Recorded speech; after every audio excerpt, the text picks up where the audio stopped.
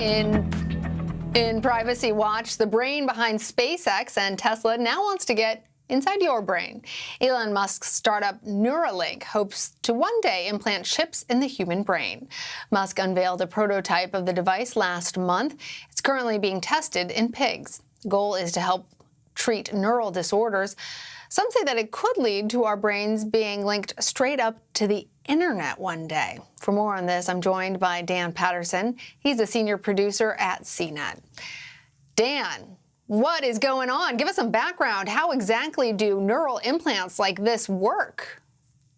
Well, Lana, I left my PhD at home, and something tells me the science here is pretty crucial. However, what we've seen from Elon Musk is pretty ambitious. It is not the first time we've seen BCIs. These are brain-computer interfaces. In fact, there's kind of an interesting history around these computer and machine interface devices. But what Musk unveiled is this kind of quarter or silver dollar size device that sits on top of the brain. He described the process as fairly trivial, opening up the top of the skull and placing this on top of the brain. It uses this very thin lattice-like cables to connect and transmit. Now, we have seen similar devices in the past that are larger, more clunky, but also fairly capable.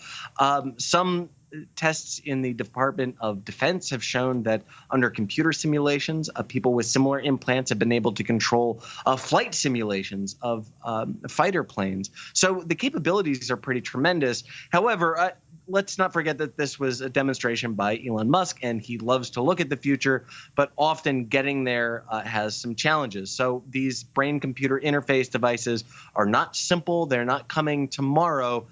But they might be how you end up uploading your brain and your memories to the cloud.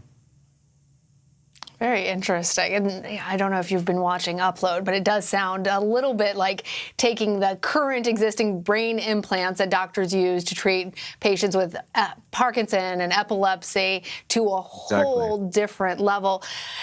So why is linking up our brains to computers something that Elon Musk is interested in?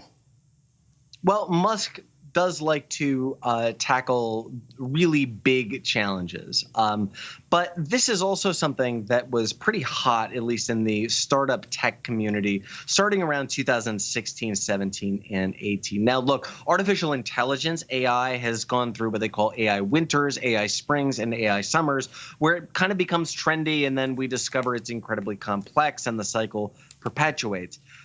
We saw something called stay with me on this, the simulation hypothesis, the idea that we are all living in a computer simulation.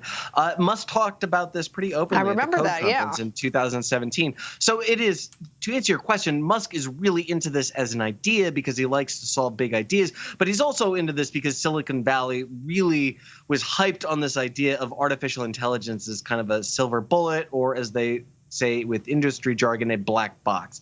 AI seems to be a fancy, cool problem that is just a few years off, but close enough it seems tantalizing, but not quite so close that we have to be accountable for some pretty hyperbolic claims.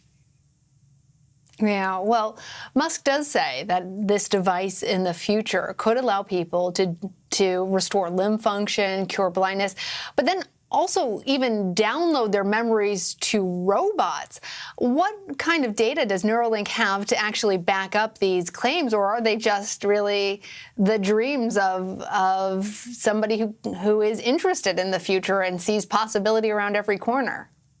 These are the dreams of somebody who sees possibility in the future and dreams about a lot of big things. Look, if you'd like to learn more about what's called artificial superintelligence, I have a great book for you. It's called Superintelligence, written by Oxford scientist Nick Bostrom, where he talks about the practicality of kind of what Musk is seeking here. What Musk demonstrated was an implant running in a pig. He actually showed 3 different pigs, one that had the implant removed, he said safely, one that never had it, and one that currently had it. And he showed that this was indeed possible to monitor some of the brain activities. But look, the brain is incredibly complex.